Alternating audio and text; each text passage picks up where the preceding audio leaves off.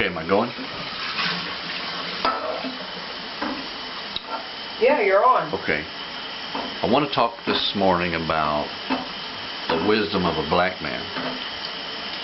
It's going to kind of surprise you where I'm coming from, but I want to give you a little bit of background first of where and why I'm bringing this to you.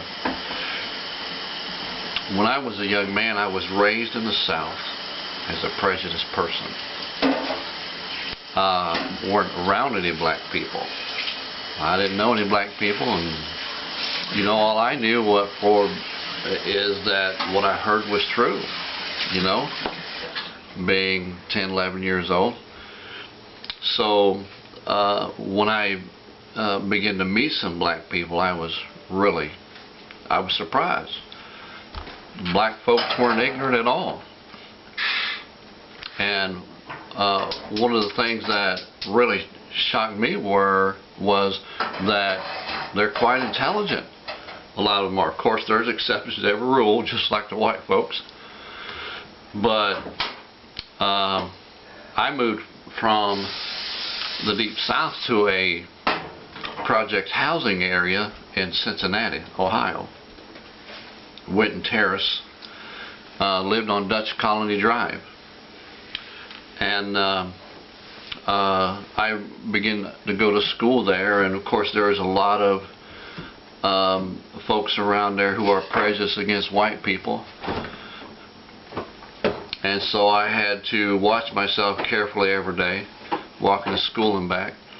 And I'm not going to pull any punches. That's the way it is there. And those poor white kids that were living in that area school, they were picked on constantly, all day long. They would sit in a corner, and they would look like somebody had just beat them up. There's only about 12 of them in a school full of kids that were about, you get the situation. But the thing that really surprised me was that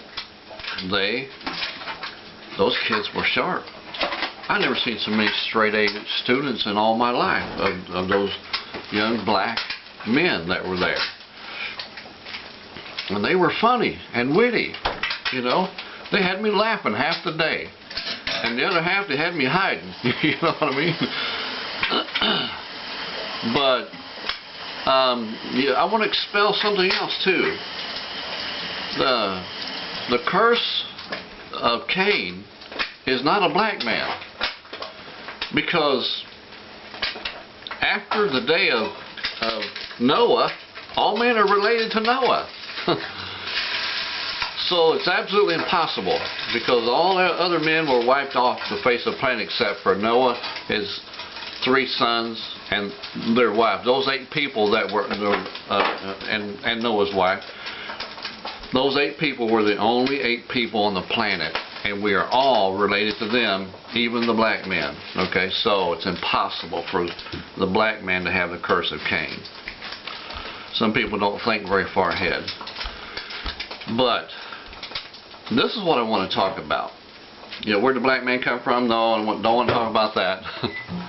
All right, I'll tell you where the black man came from in theory, okay? God.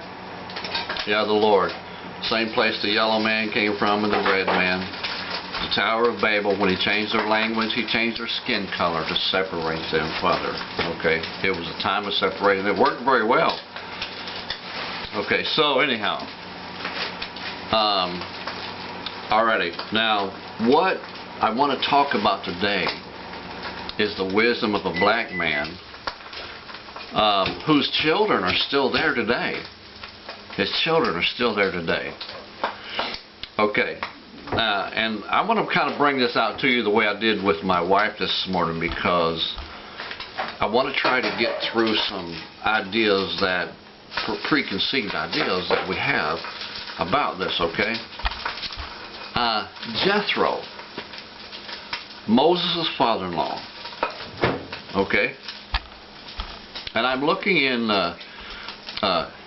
Hitchcock's Bible Names Dictionary. You can go find that dictionary and you can find this. Just look up Smith's Bible Dictionary, and you can look up the name of Jethro, and it'll tell you who he is, the father-in-law of Moses, and what he did. Okay.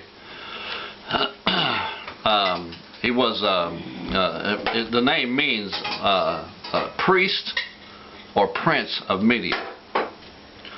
Moses married his daughter Zipporah. Okay. On account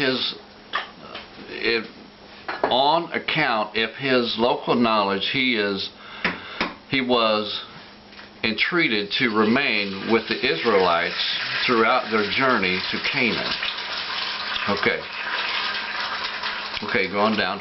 And it says Moses' father-in-law, a shepherd prince or priest of Midian. Exodus 3:1, 4:8, or 4:18 also, and also in Exodus chapter 18, 1 through 27. We might go right there just in a second.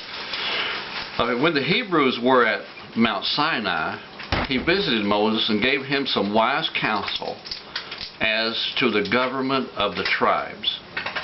And I remember that story. I quote it quite a bit when I preach sermons. And then returned to his own people.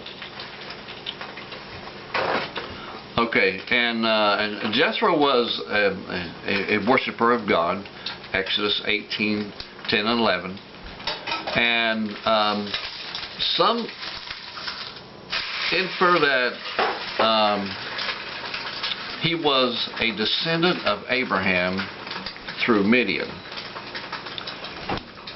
He was a descendant of Abraham through Midian. Okay.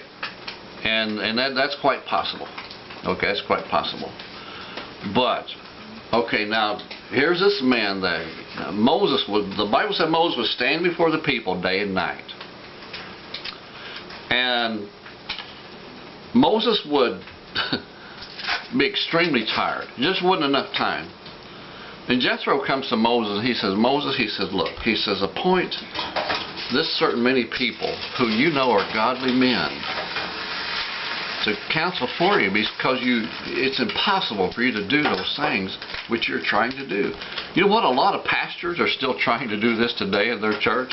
They think they have to do everything. They can't trust anybody. And the reason for this is because some pastors just don't know what it is to have a godly person who will be dedicated to God and God alone. Because one of the statements that Jethro made there was, a man who knows the wisdom of God. You know, somebody you don't have to counsel, that you already know. Listen, the problem I have had when I go to work inside of a church, the pastor will eventually come to me and say, look, I don't like what you're teaching. I said, well, what I'm teaching between me and God, I find it in the Bible. Don't care. Use this book instead of the Bible. No, we're not going to do that. See, so some of the problem is that they have displaced God's wisdom for man's wisdom, and they don't know, so therefore they stand before the assembly day and night, teaching and trying to preach and doing everything on their own, and it's devastating. Israel would have, they would have been dragged around like a mutt all the days of their lives, man, and they would have suffered terribly. No, they would have been so unorganized, just like a lot of these churches that are unorganized today. So the wisdom of Jethro still survives in Israel today. And you know, the thing that impressed me about it was, and I only realized it this morning, Jethro was a black man. The wisdom of a black man still survives in Israel today. And by the way, a lot of those folks over there, Jewish people, mixed with black folks. And I'm part Jewish, and of the tribe of Judah.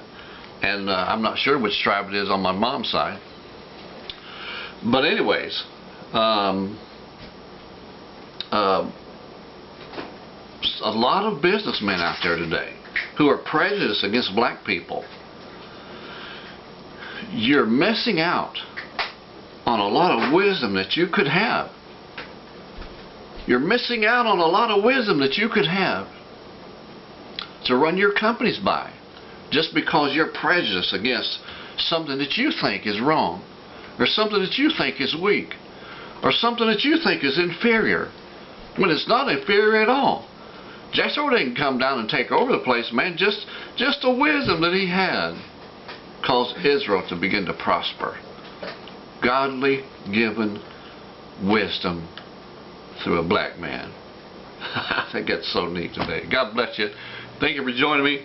We'll see you again next time. Another great message right here, Crossing the Middle Ministry.